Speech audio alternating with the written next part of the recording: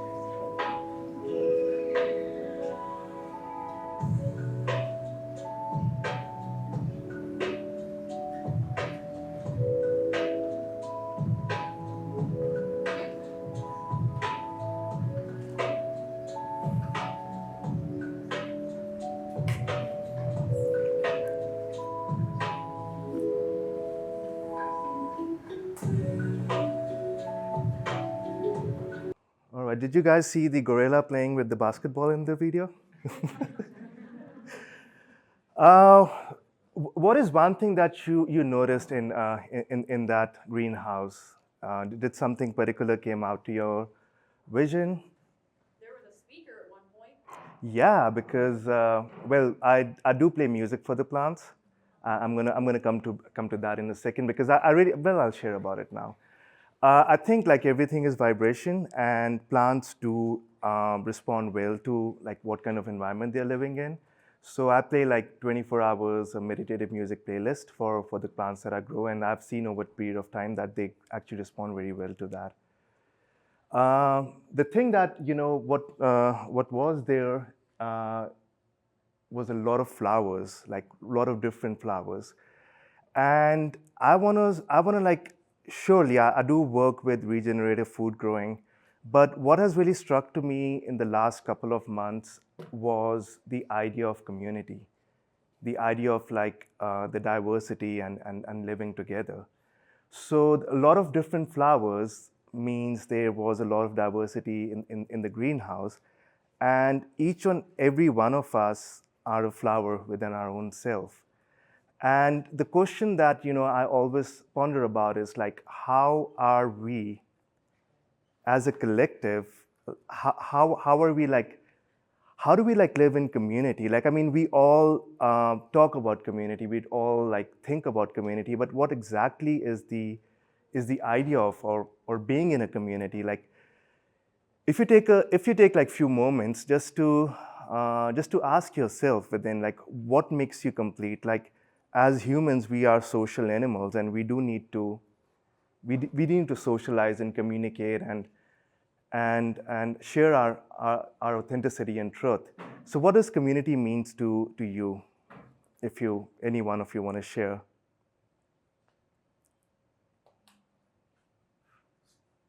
Safety. Safety, that's a good one. Connection. Support. I see it as an extension of your family, like an external family. Extension of your external family. Yeah.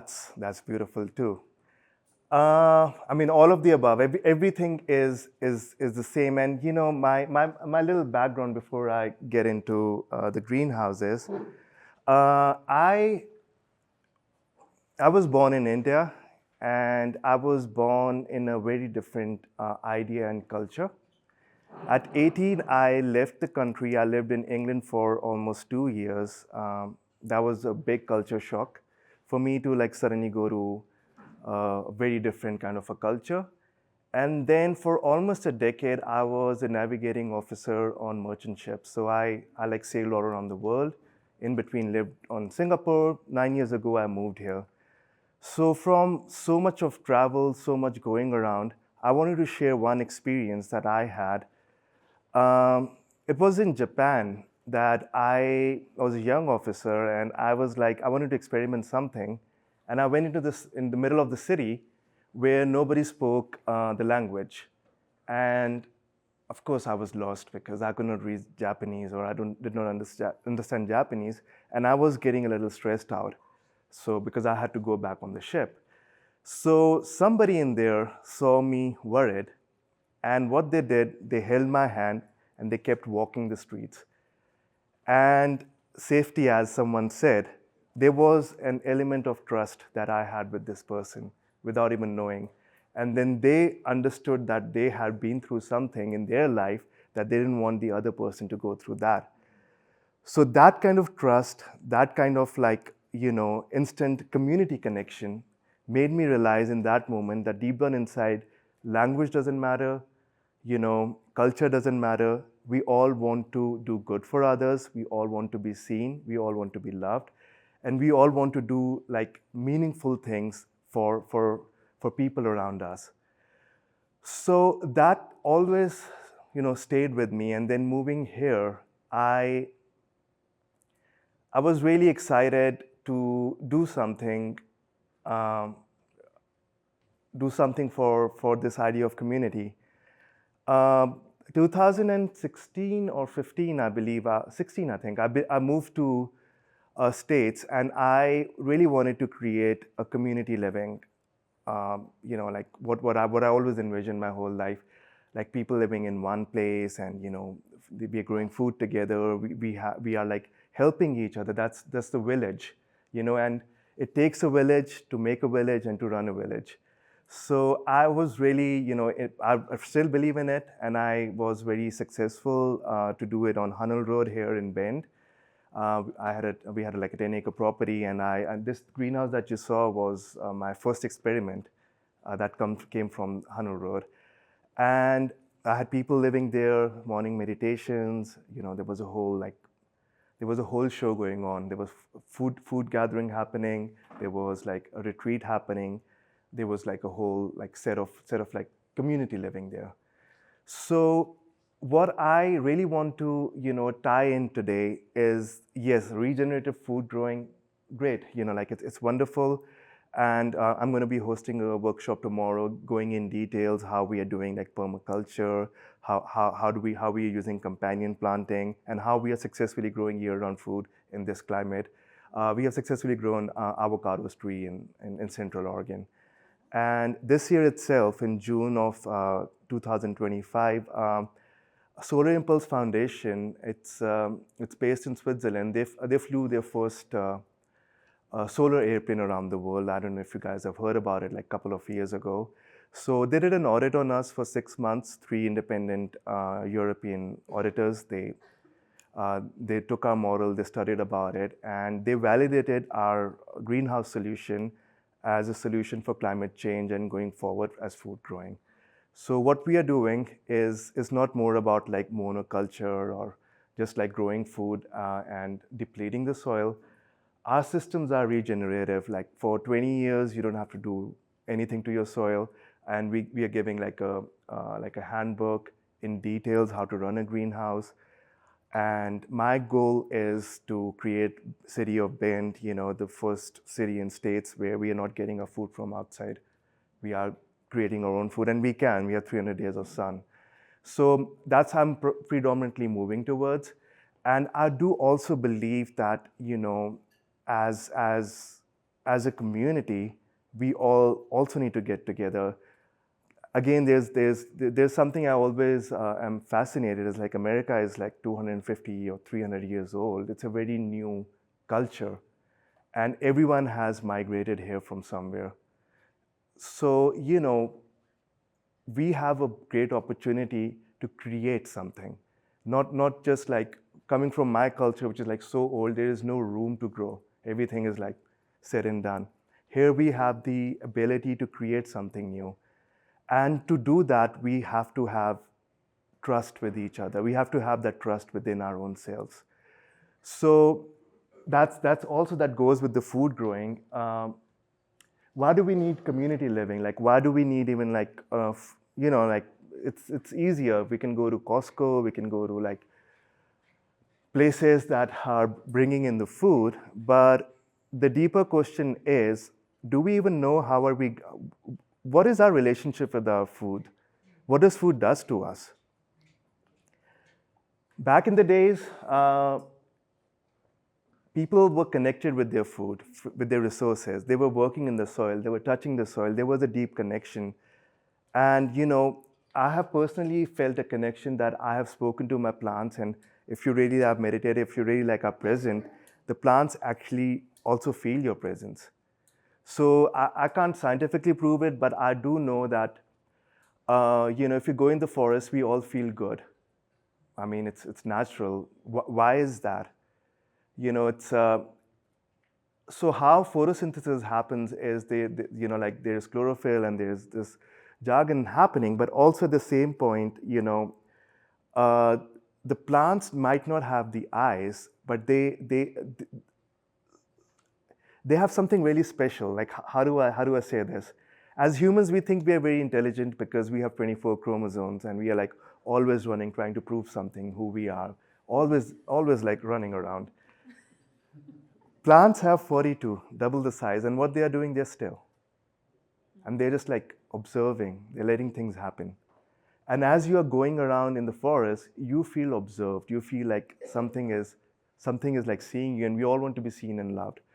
So that is something that I've realized with plants in itself, is like when you are like working with the soil, when you are like living in a communion with plants and with people around yourself, you feel a sense of belonging. You feel a sense of like relief. You feel a sense of like, it's okay, it's fine. I don't have to be perfect today. I'm seen. I'm okay. I don't have to be always this this perfectness that I have an illusion about myself. So I think there are 10,000 reasons to be living in communities, to be living. I mean, even this right now, like, look at you, like so many people sitting together. This is the community for next couple of hours. And the question should be like, even sitting here, like, don't you feel a little comfortable, a little safe with each other around? You might not even know each other's names, stories, but this resonance, this social aspect. And I think the most damaging thing that has happened in the last 300-400 years is the idea that I might is right and independence. I'm independently, like, I have to do it, But for centuries, since I don't know, human evolution, we have always been collective. There always has been like perspective of like, there's a medicine man in the village, there's a food guy, there's a guy who's hunting, who's gathering. But I mean, I'm not saying go back. I'm saying with all this modern technology we have, let's move forward, but in unity. So right now, everything like you see monoculture, and especially living in Central Oregon, and what is happening today with Kenneth just told me that SNAP thing today morning, like we might have some more resources, but it's sad. I mean, I think if your hand is not doing well, you can't be happy because the whole system is all connected. If some individual, some humans in our community, they can't even nourish their bodies. They don't have the safety net of like feeling nourished, secure, or shelter. We as a community, we as a society, we are not there yet. We haven't like, we still have opportunity to improve. So my goal is to like I said, City of Bend should be food, sovereign. We should have food security. It does not just end at like 1 greenhouse, 10 greenhouse, 20 greenhouse. I'm not here for just greenhouses. I'm here for like getting people together, having a dialogue, having how can we improve our infrastructure? How can we like as collective create a better world for ourselves? There's a saying that the person who sows the seed for the trees in whose shade they might not even sit has understood the meaning of life. So what we are doing is not like we're doing for people that makes us feel like we are better. We are doing because that is the right thing. We are doing because in doing we are becoming the very like thing that we are giving gratitude for the consciousness for what we are. I mean, Leora was speaking about creativity, and I think the next step for creativity is celebration. Are we celebrating our existence? Are we having the gratitude like all that we have been given? So that celebration can only happen when everything around us is resonating in that same vibration. And I know it's not like it's going to happen today or tomorrow, but the very seed, the seed that we can plant today in our consciousness and in the consciousness of all, that we are collective and we are going to grow some trees in whose shade we might not even sit, that is going to make a very beautiful world for us moving forward. So that is really important for me to share. And resilience begins with community, and food is our common ground. So food is thy medicine. If you are eating good, you're going to be having good thoughts. And if you're growing food together, you have a beautiful dialogue that like you can have with other growers. And yes, surely, not everyone is a food grower, because and a lot of technical aspect does come in growing food in Central Oregon. Has anyone tried growing food here and has difficulties? So anyone want to share what are the difficulties? Wind, that's a good one. And deer. Oh dear.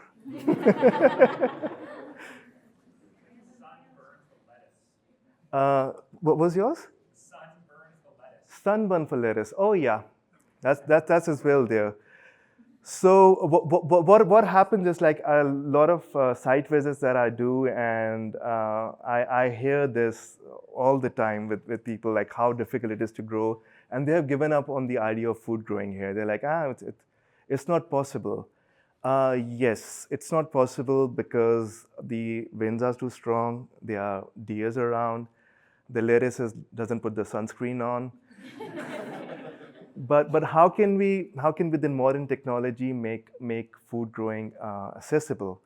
So that's when the greenhouses comes in. Greenhouse is in itself is very like interesting topic. Like coming from chefs, as I was sharing, my brain is very much ship shape because we always work from contingencies. Like, what if A doesn't work? What if B doesn't work? There always has to be a plan. So I spent over 8 years, getting into greenhouses. The first greenhouse that I made, the big one, everyone around in Central Oregon, the suppliers from whom I was getting stuff, they thought I was crazy to do like not only like greenhouse on permaculture, but on such a large scale. But I rather be crazy than not try. But I've been successful doing it because I did not fight the nature. I worked with the nature. I really sat down and understood, okay, I want to understand like how can we actually work with nature. That's what our evolution has always been. Do the best with what you are given. If it's too much wind, use the wind for seed propagation. And if it's too much deers, use them like create like a barrier around and grow food that the deer likes. So that way you are working with nature because everything is connected. You need the deers. You need everything that is in our ecosystem. And for lettuces, there's one thing I can share from my experience. The lettuce burn happens because it might be that you're watering them on the leaf during the noon time. So that creates a main burning. So don't do overhead watering. That's one of the reasons that leaves get burned. So what you do is you do like a drip irrigation, and you just work on this on the soil medium, not on the plant in itself. So like when we grow food, we have something to talk about. That's something we can connect with, and that something is also brings the community together in our Central Oregon area. I mean, as we all know, no, not much people are from Bend, and there is not much, in my experience so far, uh, there's not much activities that are going around in our community that we have to like talk about and connect with. Sure, go to the breweries, have drinks. I mean, but some people don't like to drink. What should they do? I think like when we have a community like where we can introduce food as part of it, and where we can like have the year-round perspective to it. With our greenhouses, we have like a year-round food growing, and we are also using like mycelium, microbes, and like a bunch of like natural not fertilizers, I would say, but like a natural process. Because I believe like soil is living. If you keep the soil healthy, then everything around is going to grow well. If you keep your mind and heart healthy, then everyone around you is going to be happy. So that's something like we are incorporating in our greenhouse systems. And also like building community through shared work. Like, I mean, when everyone is coming together, there's a purpose.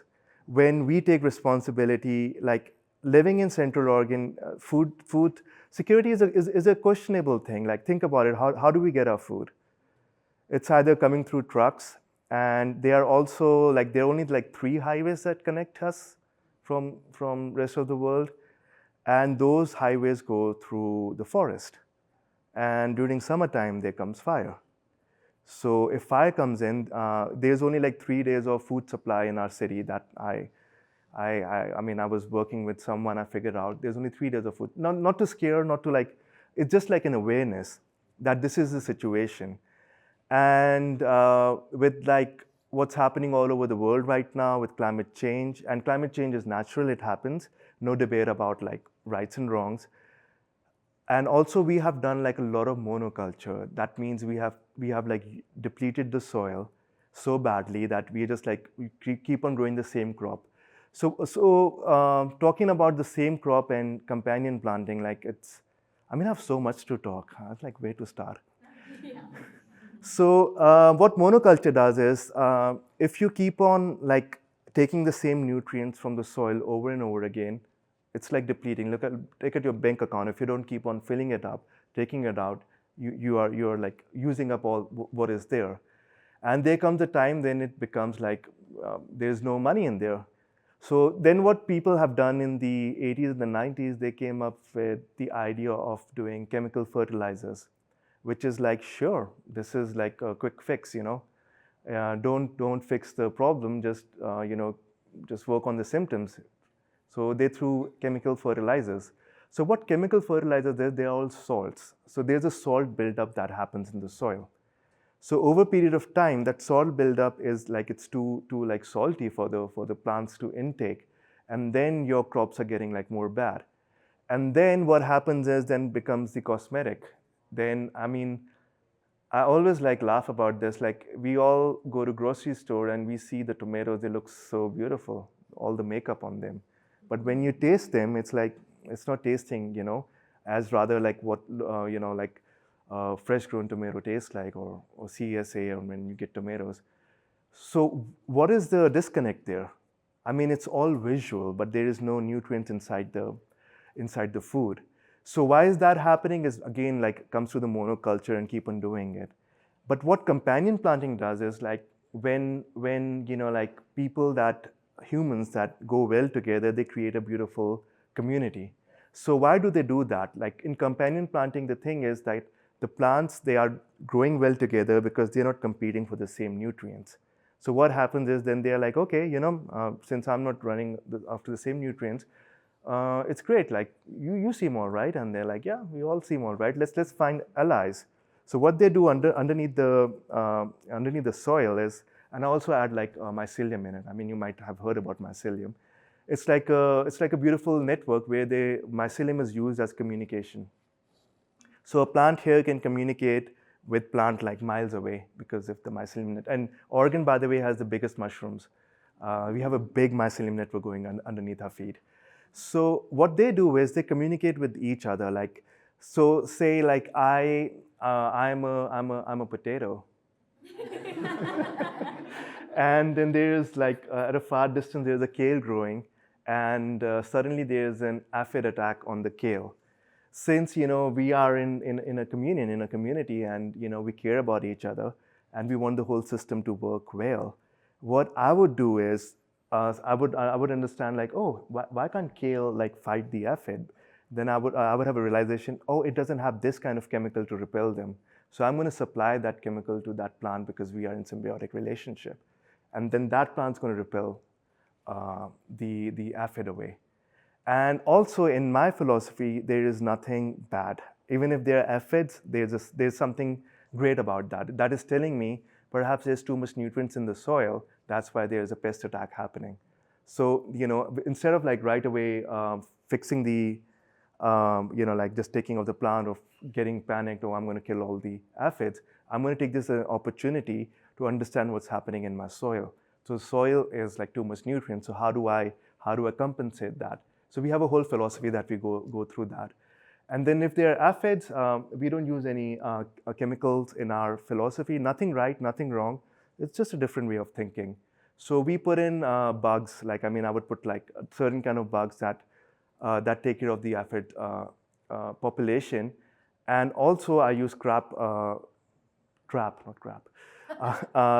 cropping, where, like we put collards in the beginning of our systems, because aphids actually prefer collards over anything. So they will attack that specific plant, and then you take it off, and then you take it outside the greenhouse you're growing. So that way, like there are ways of doing it if we sit with nature and calm down and see. So building community through shared work, where did I go into monoculture? Anyhow, so when we are all coming together, like that's also like that's one thing I've learned with the plants. And if we all are staying together and doing things together, we're gonna be like a resilient, better community.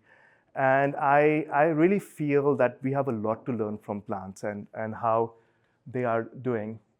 So climate resilient greenhouses turn possibility into reality. Yeah. So as you guys were sharing, like it's hard to grow food here, and how do we go about it? So greenhouse is the way that we can grow food. And my goal is not just be growing food and not thinking about our nature and around like right now we live in high desert, which in itself is really beautiful, which has so much to offer. And I think we can heal the desert one day at a time, because there's nothing wrong with the soil here. It's just the extreme weather that is like impacting. So when I make greenhouses, I make sure that I'm also taking care of our neighborhood. Like we try to grow like native plants. We try to like heal the soil. We try to add like microbes that can go from underneath towards the soil and nourish everything around, so that our local bees can help pollinate. It's a whole like ecosystem that we want to like create. And we use the techniques that we are using, we use like 50% less water than conventional farming, because we can and we should. It's not like we have I don't come from the mindset of scarcity. I come from the mindset of like, being respectful to nature around. When we can use like right amount of water and create like better results, why not do it? So hugelkultur is one of the things that I really, advocate about. What it does is like we use like wood logs as the bottom of our greenhouse, so it's like layered up.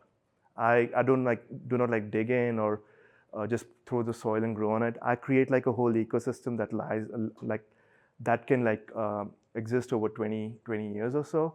So I put like wood logs at the bottom because this idea came just walking in the forest of Oregon.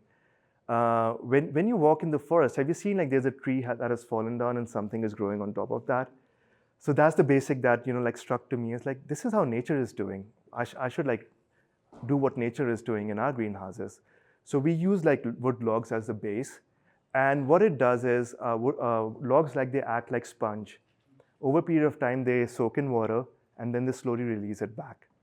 So that's how we use less water. And also, of course, if it's a closed environment, the evaporation is not like happening at a rapid scale. So we use like wood logs as the bottom, and then we put wood chips, then we put compost, and then we add biochars. Do you guys know about biochars, what they are? So what they figured out, that the soil of Amazon is the most amazing soil in the entire world, even after 2,000 years today. So how is it possible? Like how is that soil so fertile?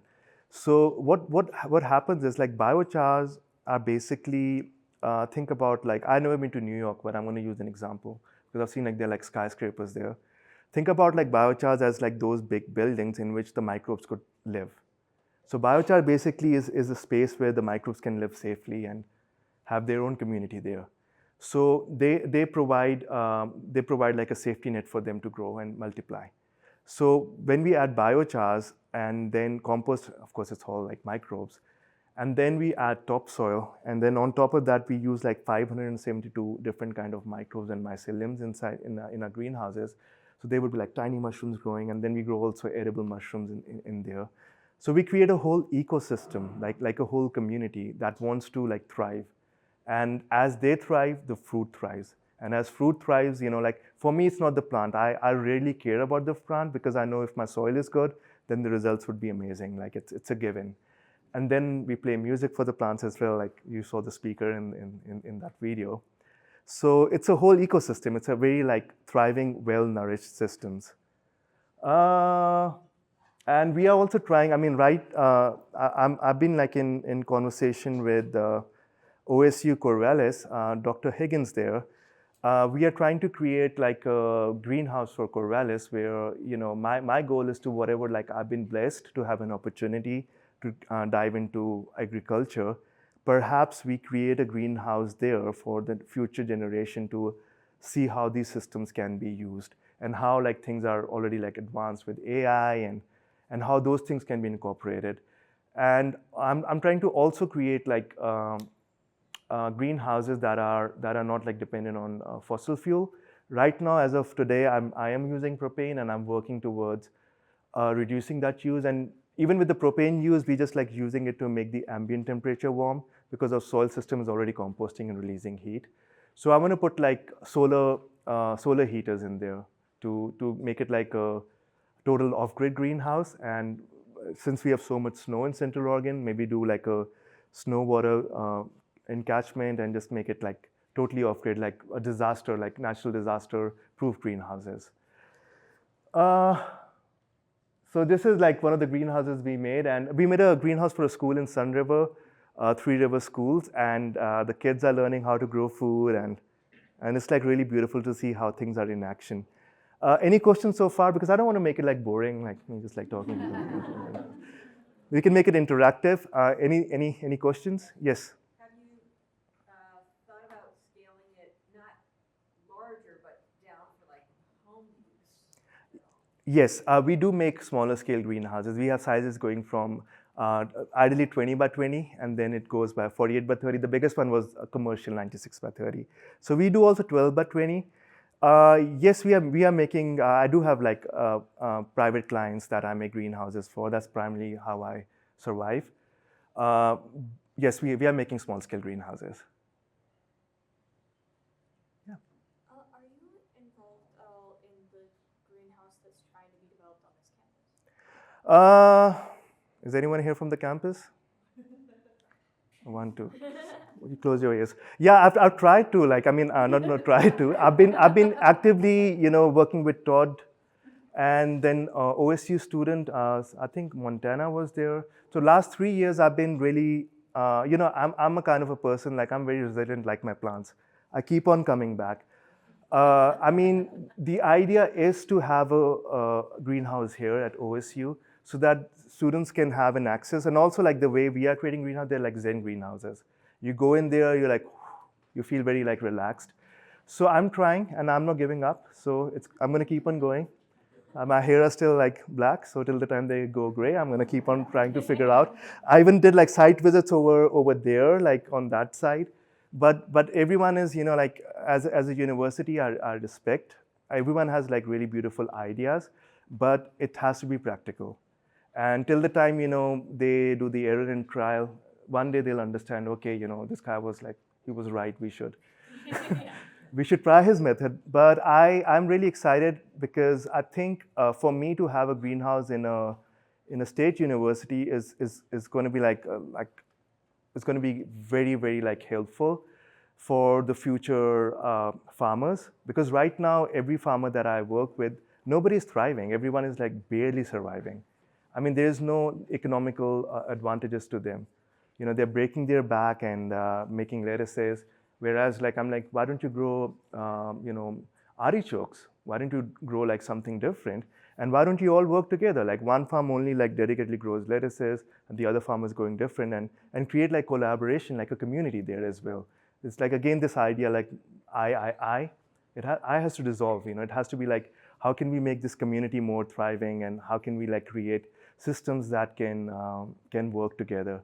So we do work with the HDFFA and the Environmental Center, and I am continuously, I have not given up on the idea that we're gonna be like food resilient community.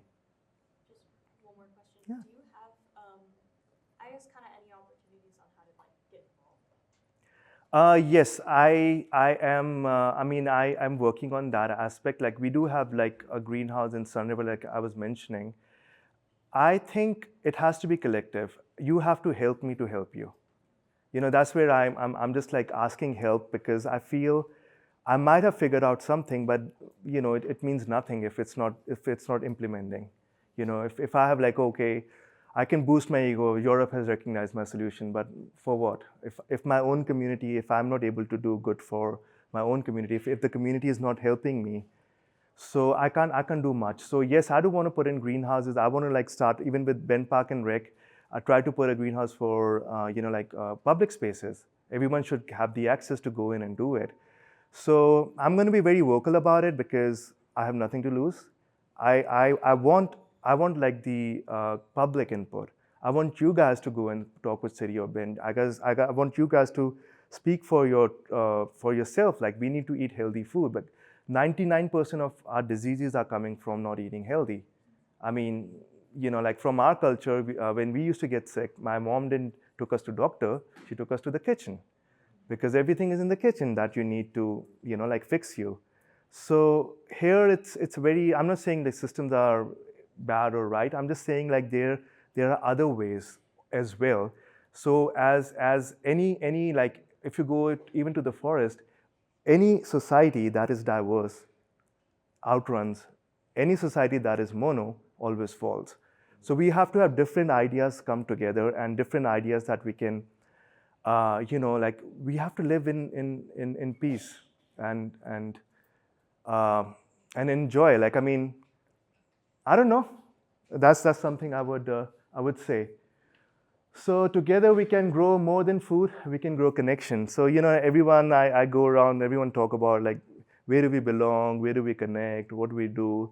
I mean, you have to ask that deeper question within yourself, like what is that I'm seeking, and what is there I can give. And the more you give, the more you have within yourself. And the more you have, then you have to give. So it's like a paradoxical cycle. So I would say that let us have like a moment. Let us have a thought where how can we be happy? Like I mean that's a question. Like and like Leora also said, like happiness does not come from outside. It's a teaching from our culture. It's everything is within. Like is dhanno sanantano. That's one of the most beautiful teaching of Buddha. That means you are the cause of your happiness and you are the cause of your suffering. So with that note, I want to like I don't want to like give you like an answer. Actually, I want to leave today with a question with you guys. Like the question that the beginning of this event started. Like where do you see yourself in 10 years, or how do you see the design can happen? Like 10 years ago, I was on a ship. No freaking idea I would end up in OSU. So 10 years from now, I don't know, but I do know one thing for sure, that I want to see our community food resilient.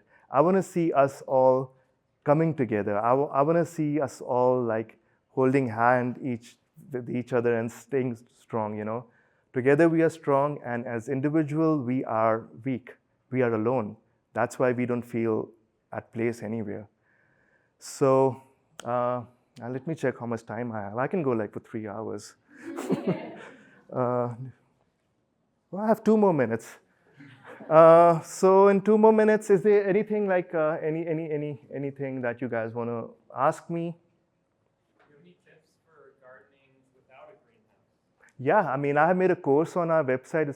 If you go on our website, Shakti Farm Design. So that's one of the things that I also realize not everyone will be able to get a greenhouse.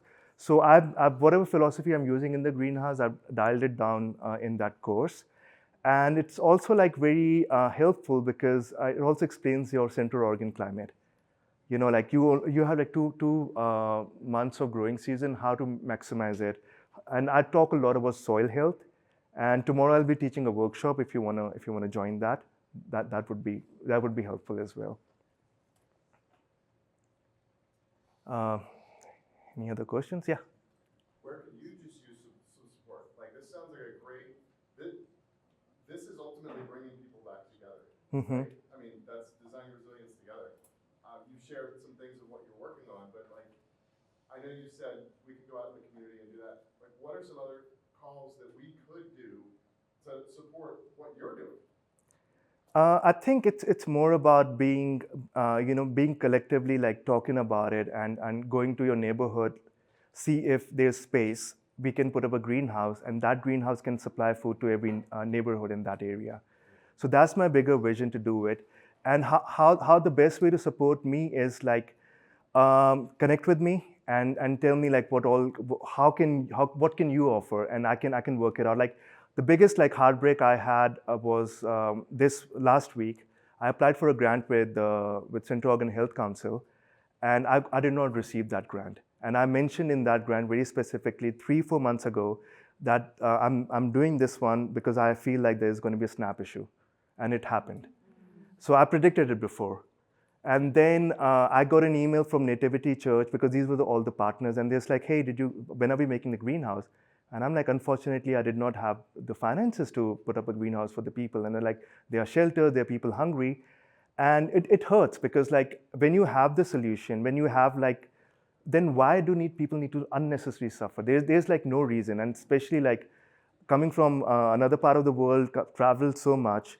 Like America is like, I mean, it's the last place that you would like think that money is an issue to create stuff. It's just like unnecessary suffering people are going through.